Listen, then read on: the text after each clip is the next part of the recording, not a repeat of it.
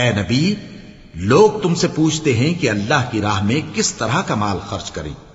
कह दो कि जो चाहो खर्च करो, लेकिन जो माल खर्च करना चाहो वो दर्जा बदर्जा अहले इस्तेहकाक यानी माँ बाप को और करीब के रिश्तेदारों को और यतीमों को और मोहताजों को और मुसाफिरों को सबको दो।